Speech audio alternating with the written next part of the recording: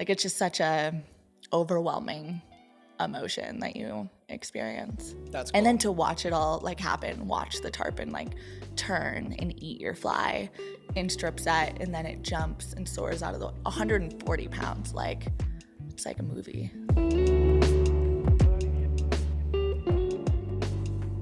What's going on, everyone? I'm Nils Mindnich, and this is the Backcountry podcast, a show aimed at providing insight into the outdoor industry by interviewing people who operate within it. For today's guest, we have Shyanne Orvis, an angler, mother, and all-around outdoor enthusiast. Welcome. Thanks for having me. How you doing? Good. All of a sudden, I got a little nervous. It's all good. We'll kind of we'll get into the mix of it. Okay. So your fly fishing season's probably just starting to pick up, right? Yeah. I don't fish, but I saw there was a lot of snow this year. There's probably a lot of water. Yeah, high flows. So kind of expecting the season to push back a little bit and be maybe early July. Hopefully we'll be on the water. But yeah, as of right now, water's pretty big and dirty, not super fishable. Okay. All right. And I kind of just want to get into something out the gate. I, again, as I said, I don't fish, but I recognize the name Orvis as a fishing brand. And you fish, and your last name's Orvis. Is there a connection there? There is. So I'm a descendant of the original Orvis family. So a little bit of the background. I'm directly correlated to Roger, which is Charles' brother. And then Orvis was sold in the 60s. So I didn't really grow up in it. My family are avid fishermen, but no, I don't own Orvis. I don't have any of the, all the fun perks of it. But Perkins family bought it out in the 60s. And then I feel like they've really made Orvis to like what it's known as today. So that's cool. That's really cool. Pretty cool to watch. Yeah. And where, I was kind of doing a little research before getting into the interview. You grew up in like a fishing family, right? And where was that exactly? So Flint, Michigan. And we had a little lake house in northern Michigan on the lake. So we spent a lot of time fishing at the end of the dock with my family, and everyone would go out on little like john boats and try to catch bass and pike, and I feel like that's just kind of what we did. Yeah. And now, growing up and eventually finding yourself in Colorado, right? Yeah. What was that? Did you go there specifically for fishing, or was it like a school choice, or did your family move or something like that? How'd you end up in Colorado? Yeah. So a little bit of the background. Spent a lot of those early years fishing with my family. Mm-hmm. Things got a little more challenging, rocky around 12. Both my parents struggled with addiction. So then I moved into foster care. And I spent from like 12 to 17 moving around a lot. And I think like any time I could get outside and explore, that was kind of like my super grounding place that kept me sane. My sister is 11 years older, and at that time she was like already out of the house. And at 17, I went and lived with her for a couple months, and she was like, all right, like college is in your future, and like here's what's next. And I think that kind of made me panic because I didn't do well in school. I just had a really hard time focusing. And so I like opened up a credit card and bought a one-way plane ticket to Colorado, found a job as a lift operator in Snowmass, and they offered employee housing, and just kind of winged it and figured it out. And once I moved there, I was like, wow, there's so much to do here, and there's so much to see and expose yourself to. And it was a lot better than Flint, Michigan. So I stayed, and I've been there ever since, 9 years later. Wow. I did not know that. That's really impressive. Because honestly, you could see, that time in foster care is like, I'm sure that was super turbulent and had, that's just a lot of trauma to kind of unload as a kid. And were you able to like still find like at least like continuity or some common ground with fishing or spending time outside during that time period? Or were you ever like in places that you had zero access? I feel like I always like tried to find, even if there isn't access to it, right? Like you always have like a park and trees and like anything that you can go and find solitude in. But foster care kind of works like the first place you go to is like family. So I bounced around with like different family members who would take me in for a little while. I'd like sleep on their couch. And eventually I was just like, I was a pretty troubled kid, so I was really tough for a lot of these people to kind of have around. So I just kept kind of moving around to anybody who was willing to take on the Shyanne challenge. But through all of that, like there was always woods, like especially in Michigan, like it's a very wood dense tree population. So like I would go and explore in like the little creeks and build forts and steal other people's hunting ducks and put them in my fort and then get in trouble. But that's a story for another day. Wild. Really wild. And then, so you're in Colorado and you're a lifty. You said you were there to try snowboard, right? Yeah. How'd that go? I loved it. I feel like I love a lot of things. So just as much as I love fishing, I love skating and I love snowboarding and dirt bikes. I'm down to try anything that anyone's willing to be like, hey, you should try this out. But snowboarding is what initially brought me to Colorado. And I spent a lot of time in the park and just being like, I think it was the first time I was truly ever really passionate about something. It was my own like passion, because growing up in fishing, it was like, this is like what my parents did. And like my grandpa, I didn't really have like a lot of positive associations with it. So snowboarding was just like a really cool outlet for me to find myself in the mountains and to disconnect. Be yourself. Yeah. And then how, was there kind of a turning point then? Because it's almost, I have not an entirely similar experience, but snowboarding for me has just been a part of my life, my entire life. And rock climbing was kind of this thing that I discovered, quote unquote, when I was 17 or 16, right? And it was no one else in my family did it. And it was kind of like my thing to like form my identity and like do all these things. But I've still circled back to snowboarding with so much appreciation. It seems interesting that like you've maybe done a similar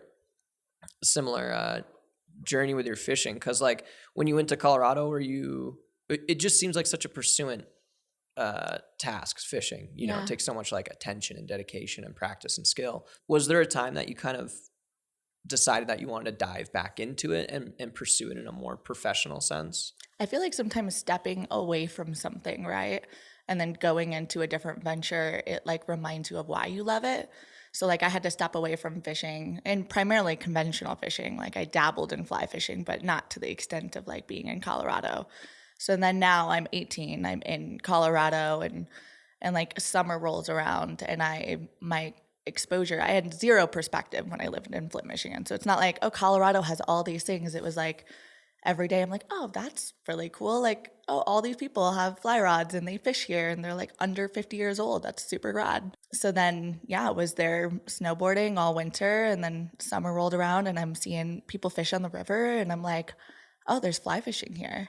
Like, this is so cool. And like met a handful of people who are willing to show me the ropes and help me understand Colorado's fishery and really dive into the sport. So that's cool. And what was it about fly fishing? Because from an outsider's perspective, I also feel like I would choose fly fishing over traditional fishing, and I don't really know why. I don't know if it's just because it's like cooler right now or what. But what was it for you that drove you to fly fishing specifically? So with conventional fishing, your traditional fishing, it's like you're fishing still water, you're throwing out a bobber, and you're just kind of like waiting to see if anything happens. And I think with fly fishing, what gravitates me to that, what's so exciting about it, is like it's kind of like hunting. So you're usually walking on the river, especially where the fisheries that I'm in. You're walking upstream and you're like sight fishing. So you'll see fish sitting in a seam, and then you'll see them come up and like sit bugs on the surface. And then you're like going through your fly box and trying to determine like, okay, well, what are they eating right now? It's so consuming, because your entire thought process, like you don't have the ability to like really think about a whole lot of other things. Like you're having to sit and think about, okay, how do I get this trout to eat something? And then 7 hours goes by and you're like, oh my God, I've been staring at this fish for like, all day long. It's so cool. Interesting. Yeah. I mean, there's kind of a parallel to that with snowboarding, right? Like it requires your entire presence and like your, consciousness to be there and focus on like the task at hand, whatever that might be, right? Be truly present. Be truly present. And then, I could imagine that with that, there's also a pretty like therapeutic aspect that you're able to just to like disconnect. It's sort of what I think about like when I can go climbing or snowboarding and like disconnect from everything else going on, and everything else just like dissolves and you're focused on one task. Yeah.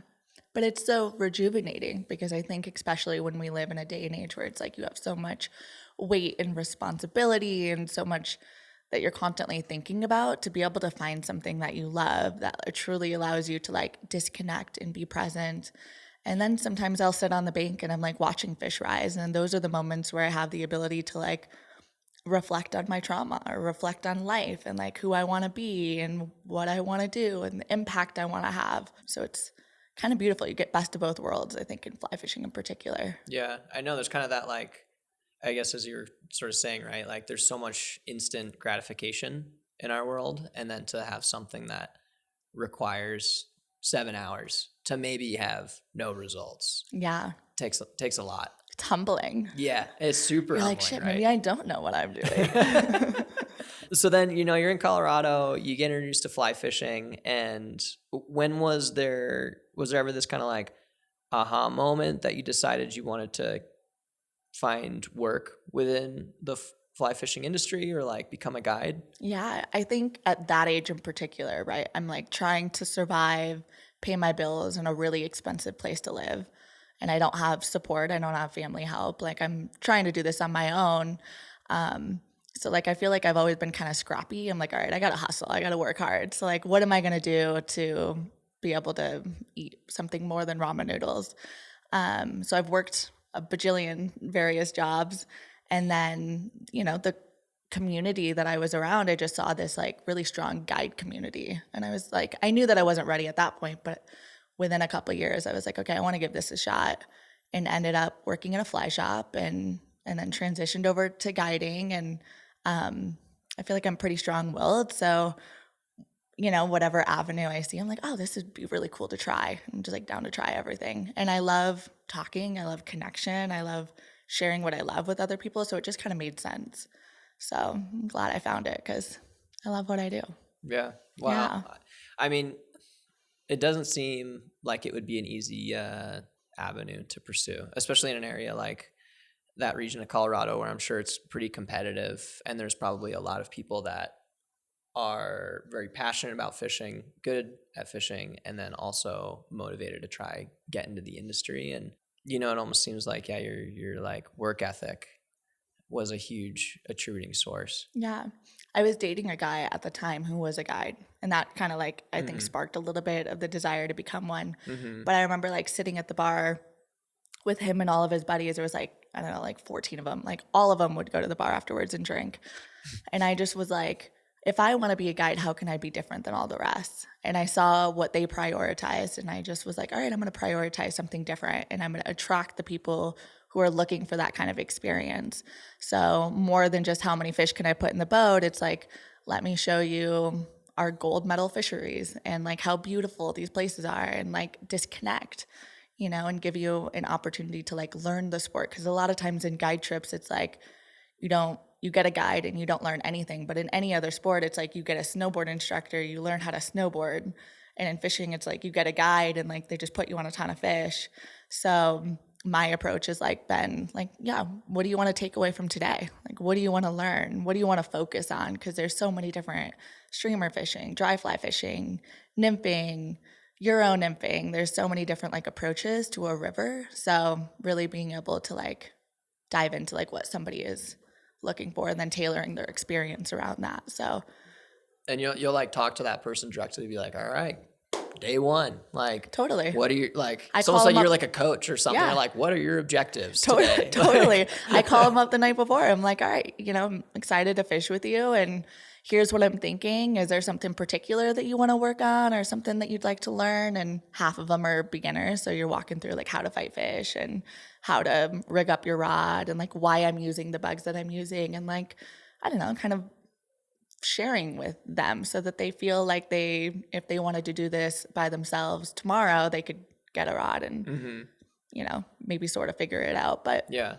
Have you had that happen, that like either people come back and they've kept pursuing fishing because of their experience with you, or they'll like reach out to you again and be like, you changed my life or something? Yeah. Like, has that happened? Totally. Really? Totally. I think like, I mean, a lot of my clients now are repeat clients. So it's like people that I feel like family, you know, like this is their Colorado vacation. They don't have rivers where they live. So like this is their escape.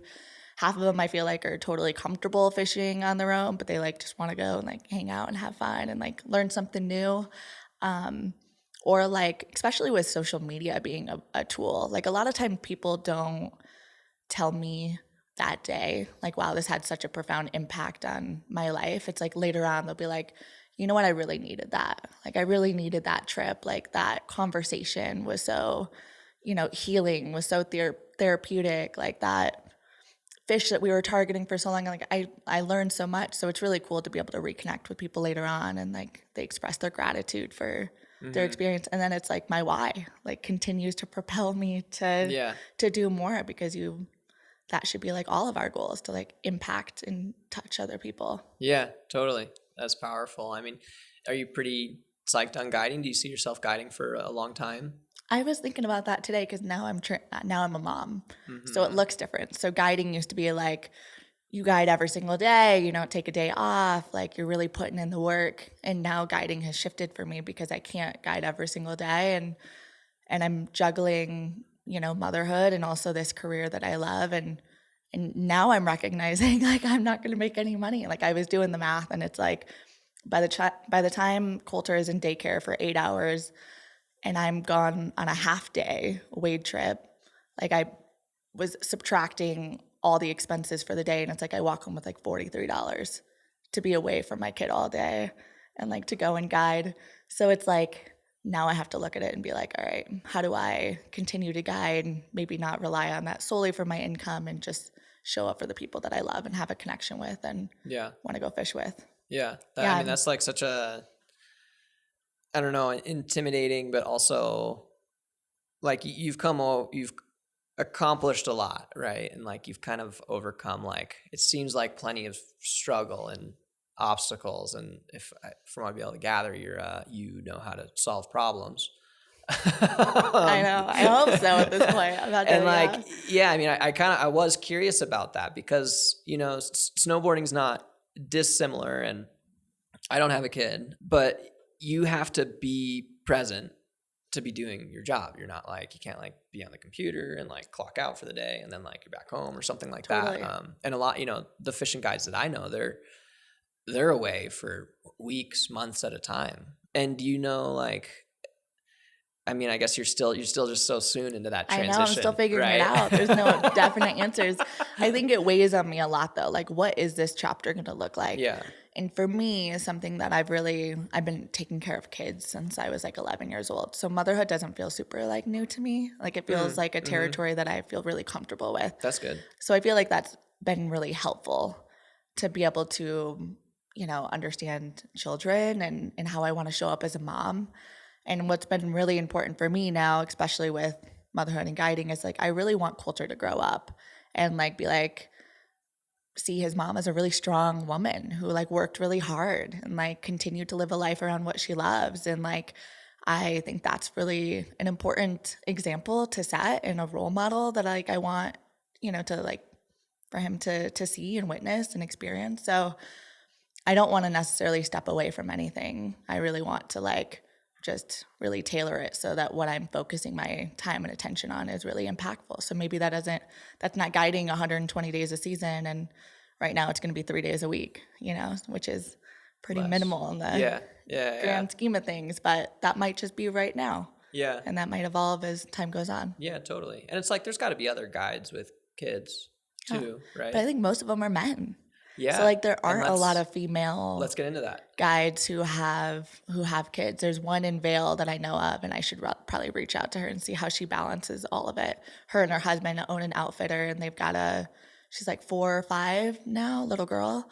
But it's like, definitely I'm starting to, I hate to sound like too much of a feminist, but like, you are not set up for success. Like, I'm like looking at like how much I have to pay for daycare and help, and then the guilt and shame of like, me pursuing my passions and like still being a guide. And then, getting backlash from other people, like, why are you traveling? Why are you hosting trips? Why are you doing this? You're a mom now. Like, as if becoming a mom means that I can't have a life of my own. I can't pursue the things that I love. So I'm really glad you're getting into this, because it's kind of like segueing into like an area I'm like interested in, is that, there is like societal expectations that like as a mother, you will be like home and available. But like historically, it's extremely common that like dad's the traveling salesman, dad's gone all the time. And like, even, I don't want to have this come across corny, but there's like this, there's this show I was watching for a little bit that like, it was just like some fictional show, but like it was kind of touching on this aspect that was about a woman in the 50s who was trying to become a comedian. And she has like a 5-year-old son or something like that. And she gets like a bunch of backlash from people being like, how are you leaving your kid at home? But like, if the roles are reversed, no one would ask any questions. I know. And that's, something that I feel like you were touching on. And if you want to chat more about it, I'm like very interested to get your perspective on it. I mean, I'm very interested to see like how women are, how we're doing it all. Because right now I feel like I have been traveling a lot, and it's the support that I'm leaning on. So like the support from my partner Aaron and his dad. Like his dad has been phenomenal. He's like, hey, like your dreams and your career is really important. And I love watching you thrive and succeed. And like, however I can show up for you, like I'd love to, like allow me to. That's awesome. Which has been amazing, but not everybody has that. So it's great for like my hosted trips. Like in July, I'm going to Belize, and I'm still deciding if Coulter is going to go with me on that trip. And some of them he'll travel with me on, some of them he can't, because it'll just be a little bit more challenging. But where I can get the support, I think it's important to like lean on that. And if there's any advice that I can give to moms that are navigating it, the biggest thing has been that it's like, don't be afraid to ask for help, which is so tough. And don't be afraid to lean on other people, even if it feels like kind of like a burdensome, because I think there's that weight and that guilt of like, I must do it all. And it's like, you don't have to do it all. And wherever I can be like, all right, can you help me with Coulter in this arena? Or like, I'll do this shift and you do that. And like communicating and still trying to, find time for the things that make you happy. Yeah. Because it's important. It's so important to like, in order to show up for Coulter, I have to show up for me. Exactly. And I think that's something that you can kind of, maybe from a societal perspective, right, people can lose track of, is that they're like, it's a balance that doesn't seem easy to find, but you can find it, right? Where it's like you as Shyanne are like just as important and deserving of your time as Coulter is, right? And sort of that like, it's not like you can pivot your entire life like to just accommodate someone else, because then at that point you're like doing yourself a disservice, and then like you might start falling apart, and like that'll just like compound. Which I think is the norm. Which is kind of the norm. Totally. Most women do that. And then most women I meet and I have conversations with, they're like, oh, I just love your life and like everything you're doing. And I'm like, but it's important to find what makes you happy and do that too. And like challenge your partner to show up, because I think most men, it is a little uncomfortable, not to throw them under the bus, but like, No, completely. I would say like, yes. Totally. And I think, I don't know, I think it's so important and it's not talked about enough. And I hope that women can kind of step up, recognize that like most women are burnt out, and being a mom, being a parent in general is really exhausting and like really challenges your patience. And when you can take some time to like go for a bike ride or like go climbing or go refill your cup, like when you're in those moments of chaos and stressful moments, like you can take a deep breath and be like, all right, my bandwidth, I have much more of a bandwidth to deal with this right now than I would if I was 5 days straight of 24/7 taking care of your kiddo and not being able to like come up for air. Totally. So, well, that's cool. I'm excited. I think you'll be a really good example of kind of helping redefine what new age motherhood can sort of look like, right? I'm not doing anything new. There's a lot of awesome women out there who are already paving that path, but I hope that I can, be a voice for other moms who are stepping into motherhood too, because it is a kind of a daunting new chapter. I guess new age, I meant like within the last 50 years or Yeah. something. So Yeah. I'm like, well, before like 1960, from my like understanding, even though I wasn't around then. Yeah. I want to get into some of the clinics you've been doing, and specifically if we could talk about Ladies on the Fly and what that is and how that all came about. So Ladies on the Fly is an event that I was doing every single year, and it's been a little bit, I haven't planned this year's, and kind of COVID paused that, but it's essentially just an event that introduces fly fishing for women, and it's a safe learning environment that's really conducive and just supports them stepping into the space, because it's a male-dominated sport, and I think a lot of women are kind of, intimidated to like walk into a shop and like get the gear that they need or go out on the river, and there's a lot to learn and a lot to know, and I think that in itself is a little intimidating for really anybody, right? Like, what rod do I get? What gear? How do I know what flies to use?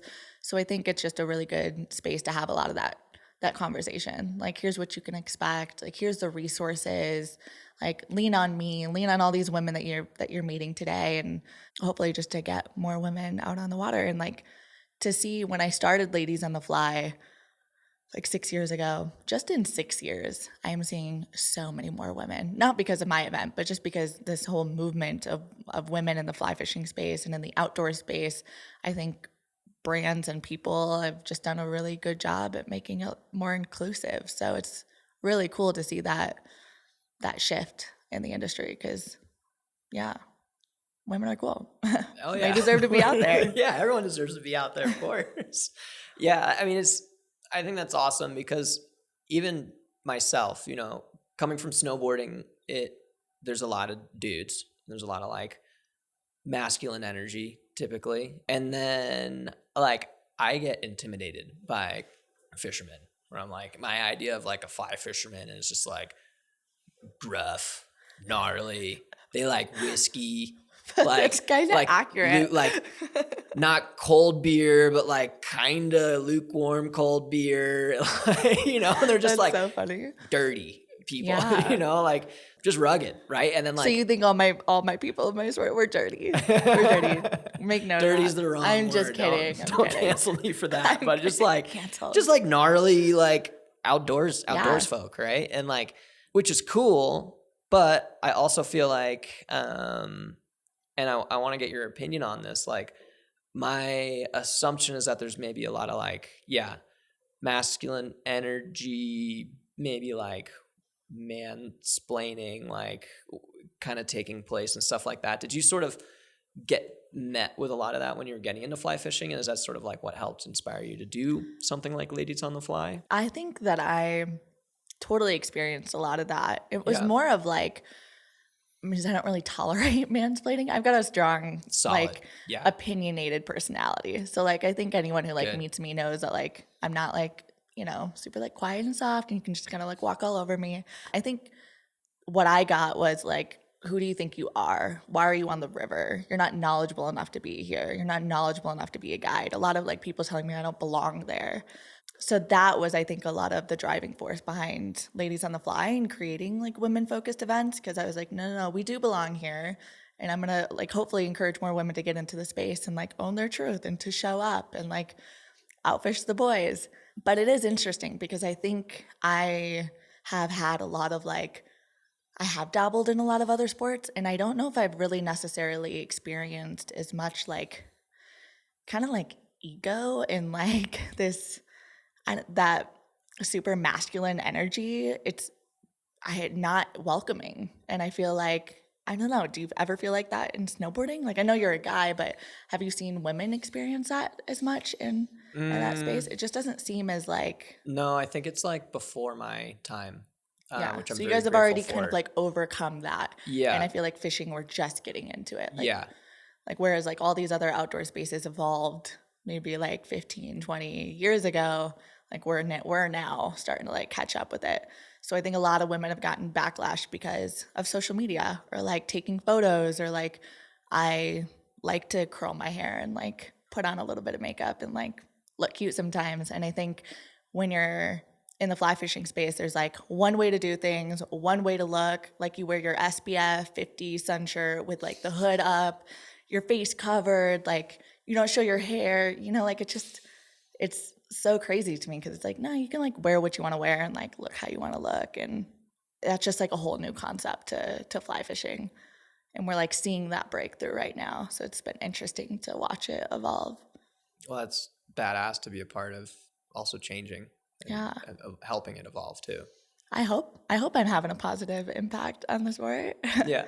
You don't know until you like look back and you're like, okay, I hope that I touched enough people and inspired enough people that, because I think if you had this conversation with a lot of men in the space, they'd probably say differently.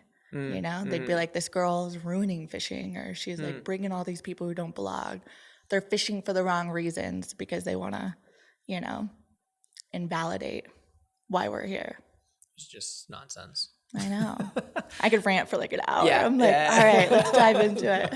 No, you're doing all these so people good. Off. Yeah. Luckily, none of them are probably going to listen to it. So, is the trip to Belize a ladies on the fly trip?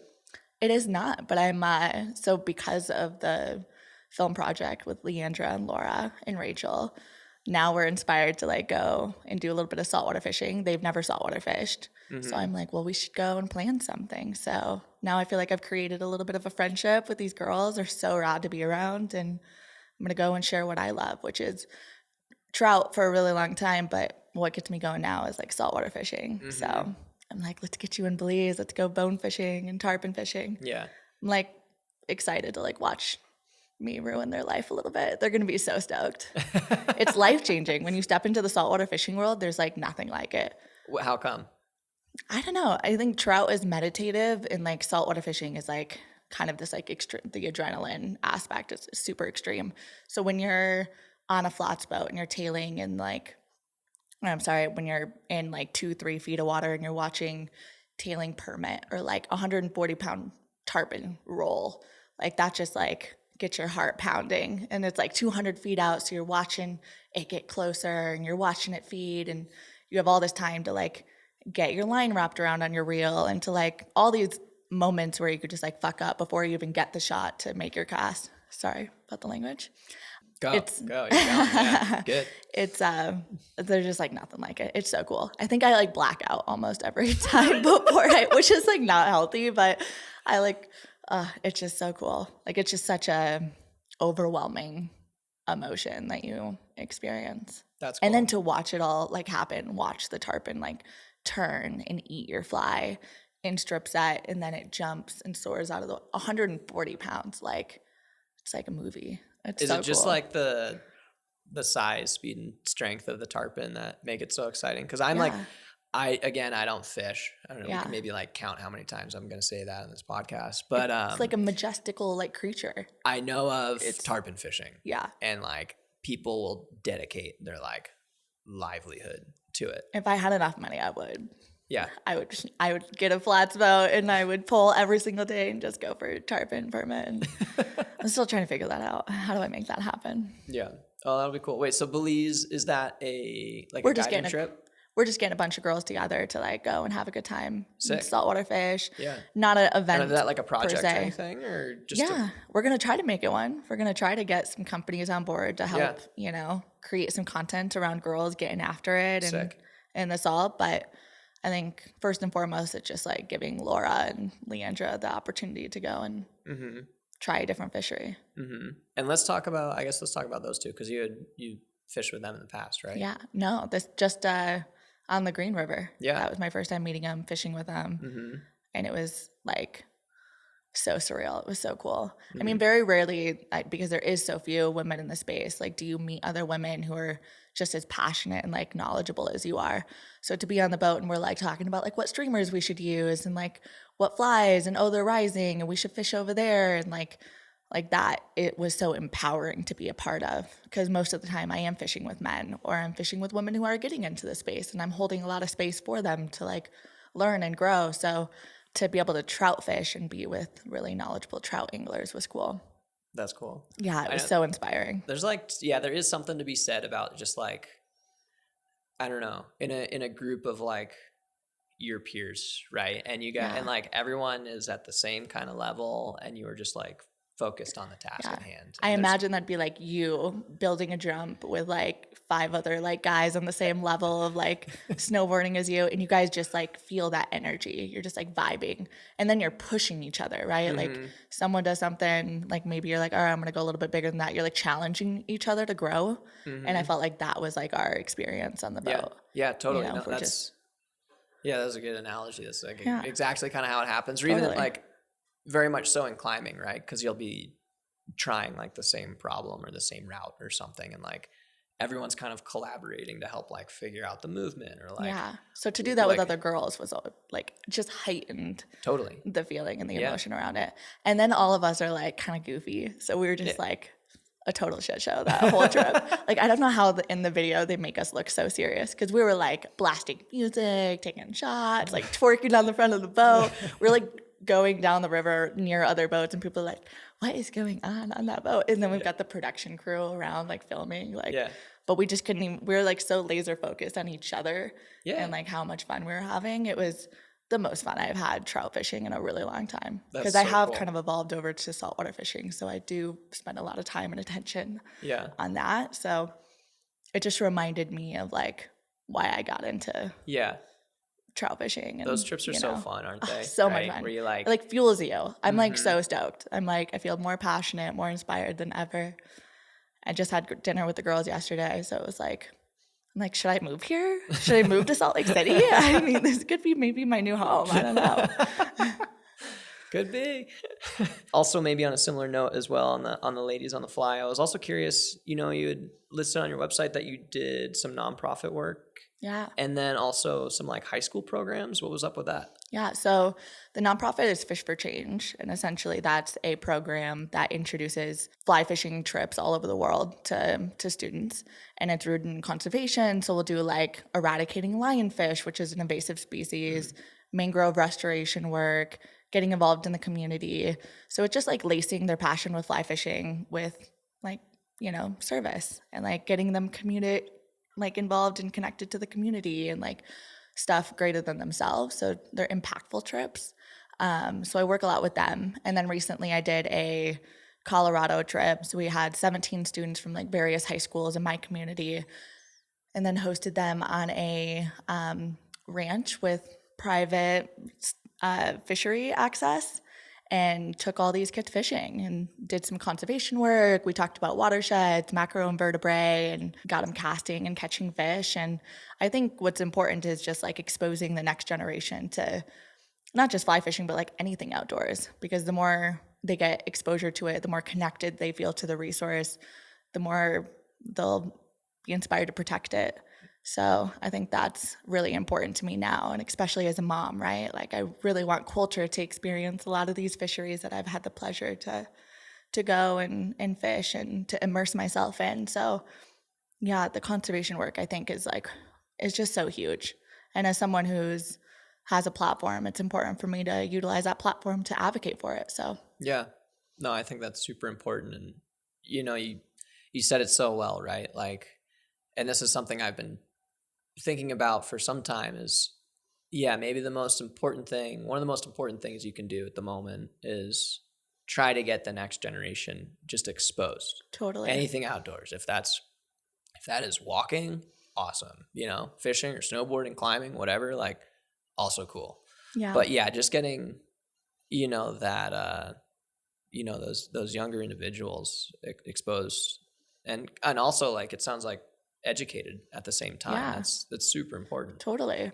Watching all those kids too, by the end of the day, just be like so hyped on fishing and so hyped on seeing it click, like the big picture click for seeing them. it click. And then it's like, okay, cool. Like hopefully if something happened and we needed them to speak up in 5-10 years, right? Or they'll advocate for these resources and for our water, because now they feel connected to it. So yeah, it's cool watching all of it kind of come together. And then in addition to that, I think I want to integrate a lot more of that into my hosted trips. So I do hosted travel, which the Belize isn't that, but maybe that's kind of what you were touching on. Okay, yeah. I take groups to different destinations around the world to target primarily saltwater fishing, to target various species. And I'm not guiding them in those places, but yeah, permanent tarpon. Exclusively those. I'm not guiding them in those places, but I get to like help prepare them for the experience. So I love that. I love being able to go primarily to Mexico and share these like super remote little fishing communities with them and, expose them to a whole different fishery that, they usually end up being super passionate about. And that's really cool. Yeah, I think, there's something to be said too about it's awesome to appreciate what's in your backyard, but when you can travel somewhere far away and take like that skill set and kind of transplant it into another region of the world, I haven't like snowboarding, right? I get to do that frequently, and it's really eye-opening and kind of empowering in a way that you get totally to like, empowering, fish in a new place. And there's just something that like feels very natural and enlightening about it. Yeah. I think stepping outside of our comfort zones, which is challenging for a lot of people to do. And then once you do it, you're like, oh, wow, that experience shaped me so much. Like overcoming challenges, which is inevitable when you're traveling, right? And like uncomfortable moments and new places with a language barrier and like, things, not having access to the things that you normally would every day. And I think those moments and those experiences are just so important. Like being able to step outside of your 9-to-5 job, go to somewhere where life, it looks completely different. And then I feel like it's kind of humbling. It reminds you of the things that are the most important, which is super simple connection, conversation, and just like, being outside and disconnecting from everything else. Like I think I really value those. And anytime I get to go somewhere else, it's like in Patagonia, we like walked down the street and got eggs from the little farm next door, and like everything was a process. It was like 4 hours of running errands because you're sitting and like having coffee with someone and talking, and it was just like that feels so soul enriching for me. So now I'm like, I hope everyone, kind of values those things a little bit more than all the other stuff. Yeah, I think that's super valuable, and trying to share that with other people is really a cool and powerful thing to be doing, because at the end of the day, or like community and having access to spending some time outside is one of the most like some of the most healthy things you can do for like a long, happy life. Yeah. Right. And to be able to tap into that and want to share that with other people is really cool. Yeah. Sometimes it's hard too, right? When you've had a long day at work, a long week at work, and you'd rather like stay cooped up in the house, but you feel so much better when you go outside and you go play and like, take some time for yourself. Totally. Or go to Mexico. And I'm feeling inspired. Also I'm just curious, like what's on the horizon? What are you like looking forward to in the future? You're recently a mom. It seems like your pursuits with fishing could take many forms. And what are you psyched on? Where do you want to go?